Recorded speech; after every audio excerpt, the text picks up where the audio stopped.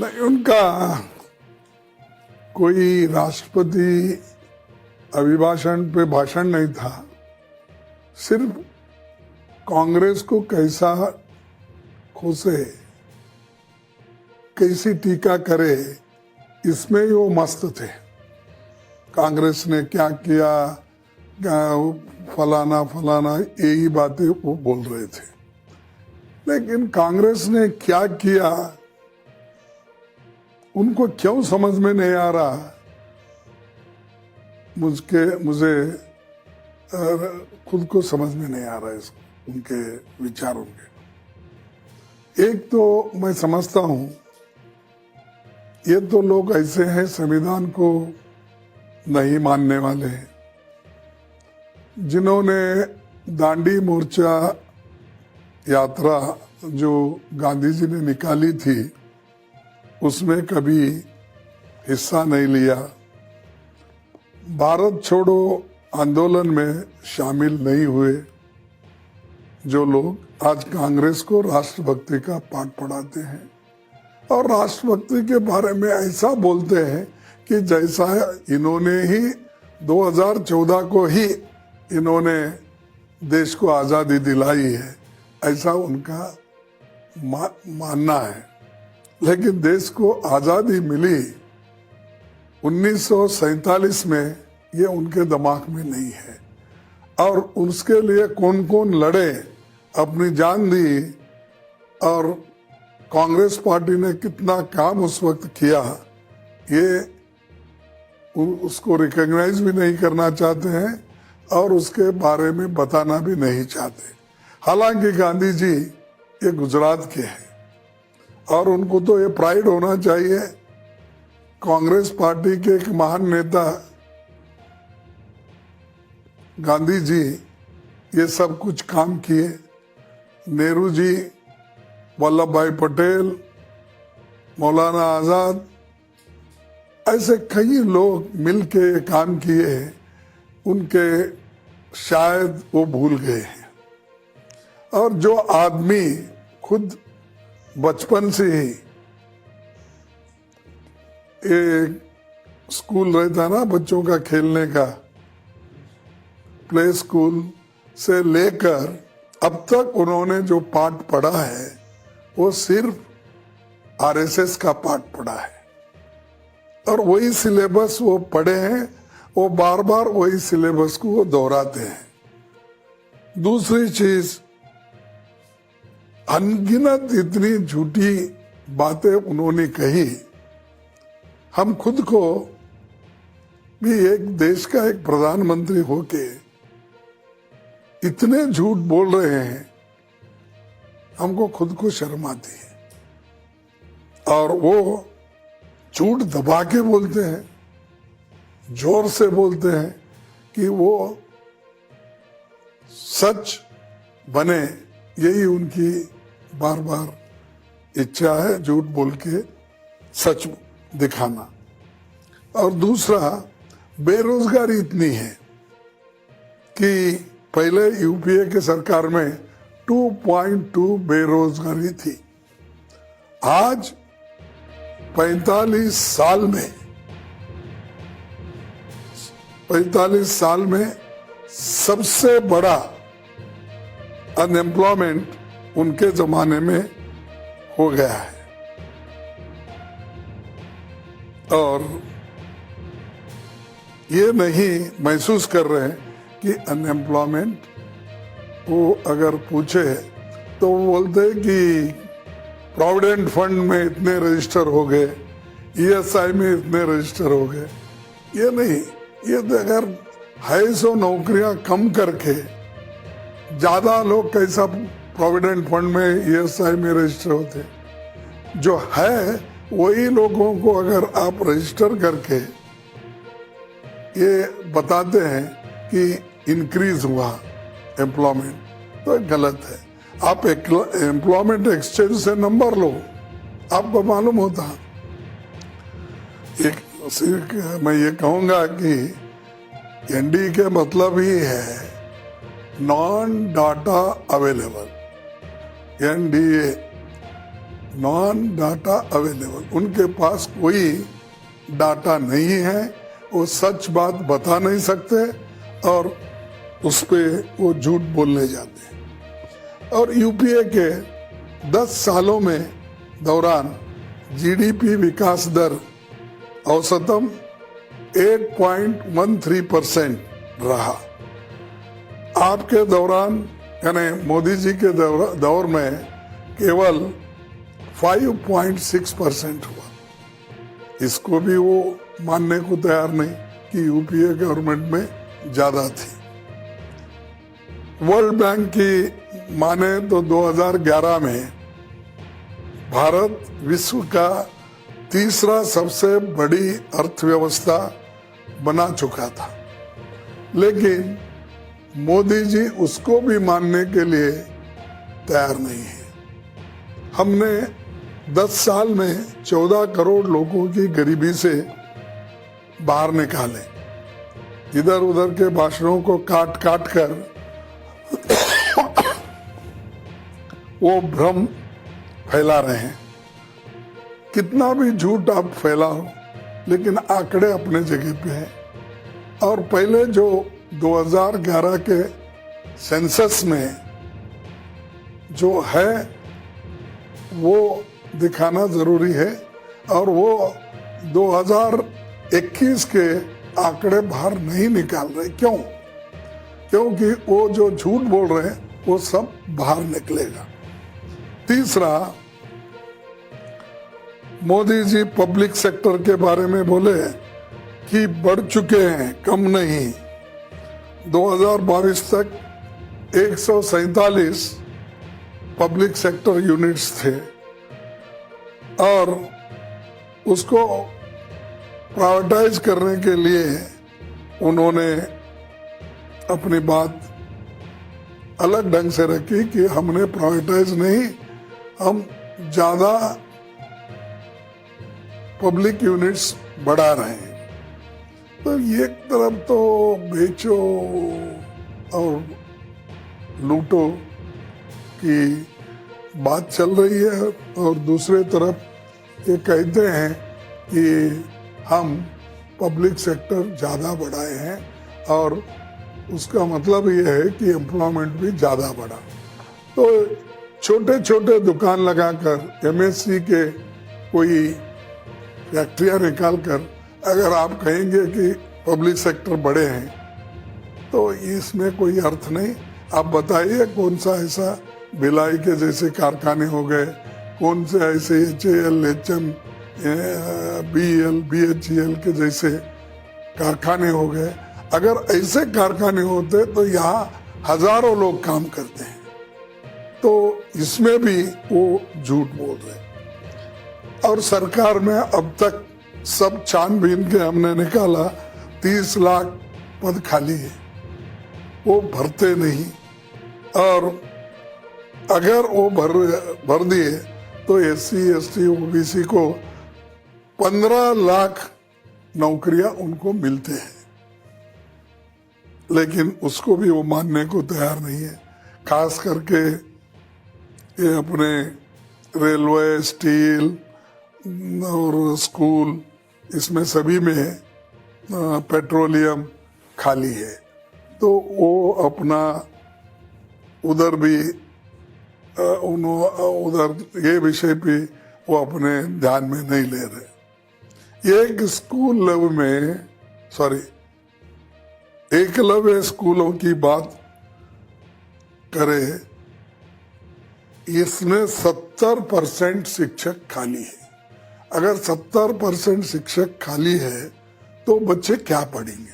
Mathematics teacher नहीं है, science teacher नहीं है, इंग्लिश टीचर नहीं है, वो कोई भी नहीं है, तो बच्चे कैसा उसमें पढ़ेंगे?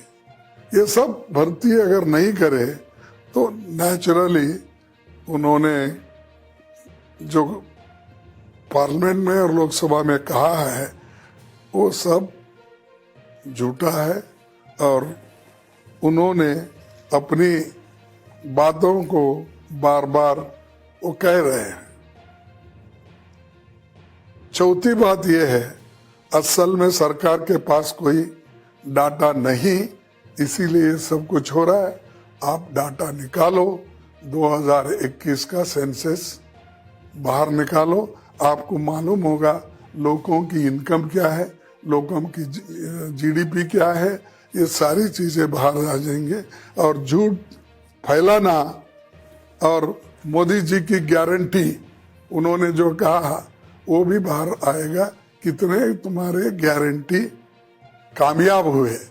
मोदी जी का तो ये गारंटी है, खुला है, कौन सा, कि मैं 15 लाख आपको नहीं दूंगा, ये गारंटी, और मैं 2-2 करोड़ सालाना नौकरी देने का वायदा किया था वो नहीं दूंगा, ये गारंटी है। किसानों को उन्होंने बोला एमएसपी में बढ़ाऊंगा, ये उनकी गारंटी है कि नहीं देना। फिर उसके बाद में फर्टिलाइजर की सब्सिडी, गैस की सब्सिडी, पेट्रोल डीजल, इसकी जो ये उनके जो गारंटी नहीं देने का है वो उन्होंने कहा। लेकिन मोदी की गारंटी, अरे मोदी की गारंटी कैसी होती है? सरकार गारंटी, मोदी चले गए तो भी नेक्स्ट कोई आएगा वो करेगा, अगर सरकार की गारंटी है। ये इसमें भी उन्होंने अपनापन, अहम, अहंकार, एरोगेंस की उन्होंने बात की है। और एक क्या है, हमको बड़ा ऐसे झूठ बोलने से और कहीं अपने बातों से लोगों को क्यों भ्रमित कर रहे हैं मेरे को मालूम नहीं, कि पिछले 10 वर्ष में हमारे निर्यात और आयात के बीच ये अंतर 3 गुना बढ़ गई है। इस तथ्य का जानते हुए भी सरकार इसे समस्या के रूप में स्वीकार नहीं कर रही है। अगर आयात ज्यादा हो गया, इंपोर्ट ज्यादा हो गया तो हम मर जाएंगे, हमारे पास हमसे हमारे पूरे पैसे चले जाएंगे। अगर निर्यात हम ज्यादा करेंगे तो हमको पैसे ज्यादा मिलेंगे, क्योंकि वही आमदनी है लोगों की। तो ये जो उसमें भी उन्होंने झूठ कहा कि हमारा निर्यात ज्यादा है, आयात के बारे में उन्होंने कभी ठीक ढंग से बोले नहीं। दूसरी चीज है, मोदी जी हमेशा मेकिंग इंडिया ये 3rd लार्जेस्ट इकोनॉमी उनका कहना है, लेकिन उन्होंने भूल जाते हैं कि मैं जब अभी हिंदी में आपको कहा कि 2011 में ही इसकी घोषणा हो गई थी। तो इसीलिए मैं यही बार बार कहूंगा कि मोदी जी सच बोलने के आदी नहीं है, और देश के लिए उन्होंने कुछ खास तौर पे अपना कंट्रीब्यूशन नहीं दिया।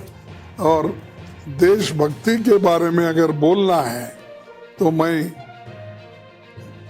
1949 का आपको एक कार्टून बताऊंगा, जिसमें एक सावरकर और अपने श्यामा प्रसाद मुखर्जी, उन्होंने तीर किनके ऊपर चला रहे आप देख लीजिए।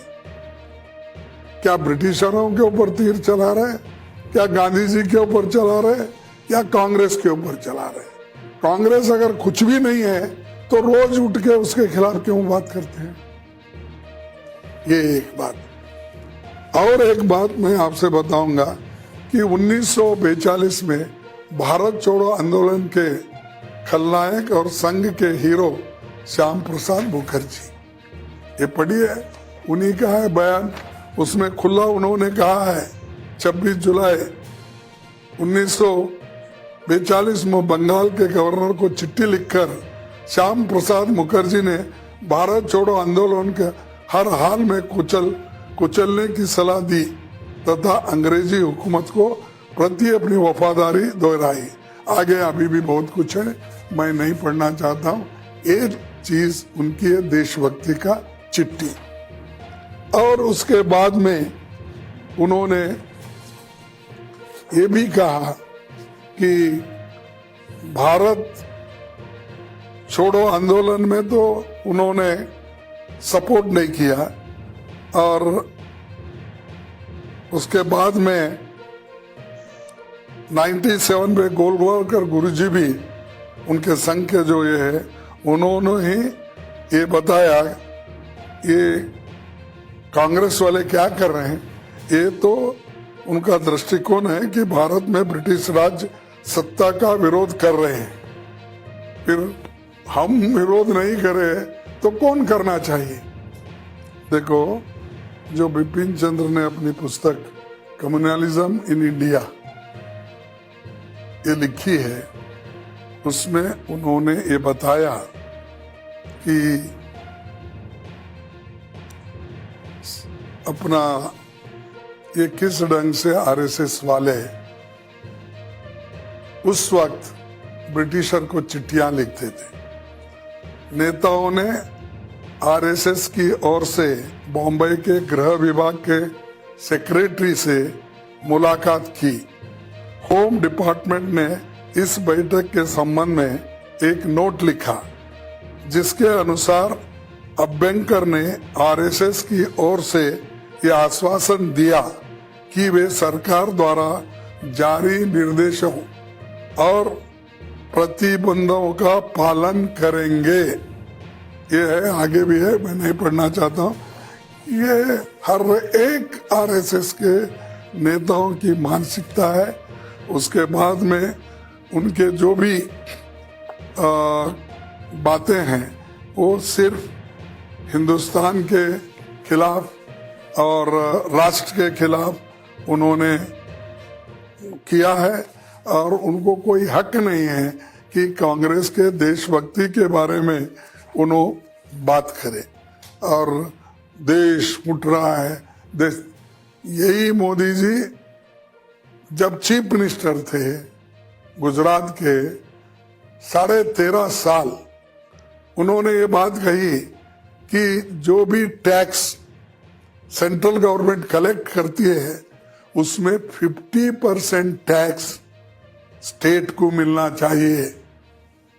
और उन्होंने ये भी कहा मेरी गुजरात गवर्नमेंट 48,500 करोड़ टैक्स के रूप में केंद्र सरकार को देती है, लेकिन उसमें से सिर्फ हमको 2.5% मिलता है, तो इसीलिए टैक्स देना बंद करो।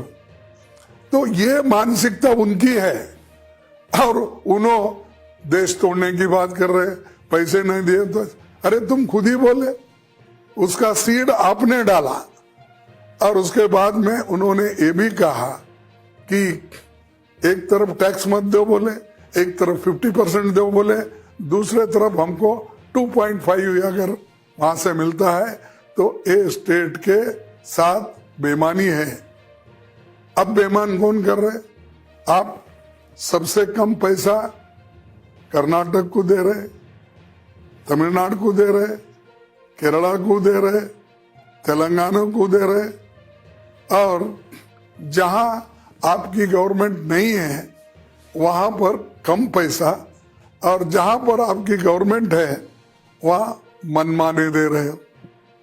तो इससे ये जाहिर होता है कि उनकी एक मानसिकता जो है कि जो अपोजिशन पार्टी के सरकार है उनको तोड़ना, उनको कुचलना, उनको खत्म करना, ये उनका मकसद है। तो इसीलिए तो मैं कहता हूं कि उनके भाषण में कोई दम नहीं था। उन्होंने खैर राज्यसभा में तो वो ज्यादा कुछ बोल नहीं सके, हम हर बात को जवाब देने के लिए तैयार भी थे, देते भी गए, लेकिन वो रिकॉर्ड होते नहीं गया। इसीलिए तो मैं इस माध्यम से बोलना चाहता हूं। और दूसरी चीज जो वो कहते हैं कांग्रेस के लोग इतने करप्शन में इन्वॉल्व थे, फलाना थे, उसको टीका करते रहे। ये है उनके करप्शन में इन्वॉल्व लिस्ट। उन्होंने खुद ही दिए, मैं नहीं, ये तो उनका ही है। डायनेस्टिक पार्टी की बात करते हैं, बार बार हमको राहुल जी को उनको कोसने के लिए, सोनिया जी को और प्रियंका जी को, ये सब लोगों को एक अलग नजरिया से देखकर देश के लोग उनको एक सिर्फ अपने खुद के लिए पॉलिटिक्स कर रहे, देश के लिए नहीं, ये भावना उन्होंने तैयार की। अब मैं उनसे ये पूछना चाहता हूँ, ये जो इतने लोग हैं, ये लोग डायनेस्टिक पॉलिटिक्स में है कहाँ है? ये जो है इतने लोग, ये कौन से पॉलिटिक्स में है? हर एक का बच्चा, हर एक का किसी का रिलेटिव, हर एक का बच्ची कोई ना कोई पॉलिटिक्स में है। तो ये तुम दूसरों को बोलने वाले खुद अपने आप को इसमें घेरे हुए हैं, लेकिन कांग्रेस को वो पॉलिटिक्स का हमेशा बोल रहे हैं। और हमारा हक इसलिए बनता है कि इस देश को बचाने में हमारा बहुत बड़ा त्याग और बलिदान है, और इस देश को एक रखने के लिए भी हमने त्याग किया है, बलिदान दिया है। राजीव गांधी जी, इंदिरा गांधी जी कई के लिए दिए। कोई उनकी प्रॉपर्टी की झगड़ा थी, उन्होंने देश टूटना नहीं, देश तोड़ना नहीं, उसको जोड़ने के लिए, कायम रखने के लिए हिंदुस्तान एक हो, यही उनका स्लोगन था।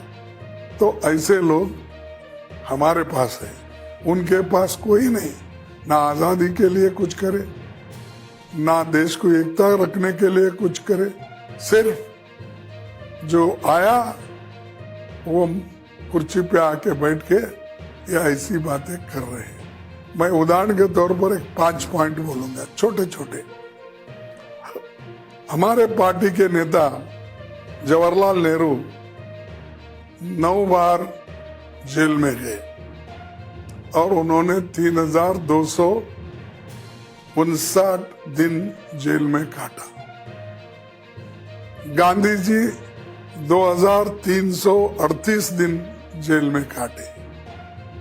मौलाना आजाद, इन्होंने तो 10 साल जेल में काटे, और सरदार पटेल 16 साल जेल में काटे। और कभी उन्होंने ब्रिटिशरों से माफी नहीं मांगी या कोई एक चिट्ठी नहीं लिखी अपॉलॉजी का कि हमको छोड़ो, हम गलती किए। ये हमारी देन है देश को। और मोदी जी बार बार कांग्रेस को टीका करना सदन में और अपनी बात बना कर मजाक में उड़ाना, ये खंडनीय है। और इस बात को मैं इसीलिए इतने डिटेल में बोला हूँ, मैं यही कहने के लिए कि वस्तु स्थिति क्या है ये देखिए, यही कहने के लिए मैंने आपके सामने पूरे पॉइंट्स रखा।